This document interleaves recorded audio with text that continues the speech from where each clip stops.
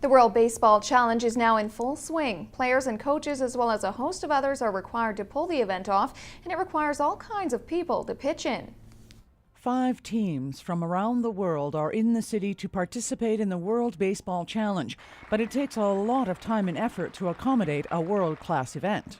Probably the biggest challenge to getting Citizen Field ready for the event is to increase the seating capacity. The grandstand itself only holds about 250 people, and we need a capacity of at least 1,500 minimum in seating. So that's probably the biggest challenge.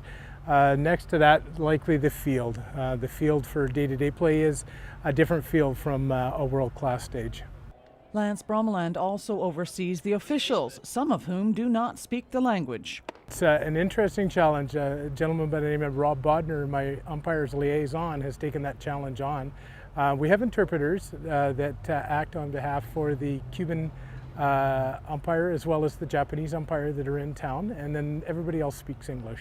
With any international event, there are certain customs and protocols that have to be addressed when the teams are getting ready to come to the city. There's a really excellent World Baseball Committee Challenge that has done a lot of work to be able to get all the 5 teams that we have here in Prince George, and it takes a lot of volunteer work as well. We have a lot of different hosts that are working with our teams in regards to translation, in regards to working with accommodations, meals, foods, and to make sure that they're nice and settled and welcomed into Prince George when they arrive.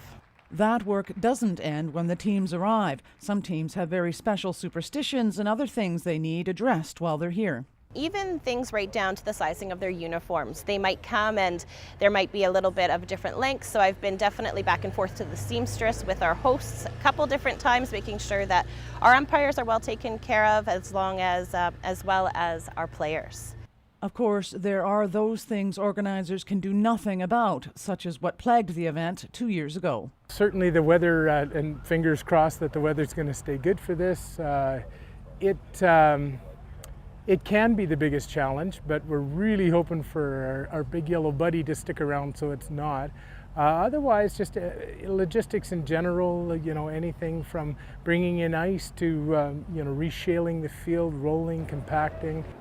Though the weatherman is calling for a slight chance of rain, the 10-day event should be a hit, thanks to the work of many. Cheryl Jan, CKPG News.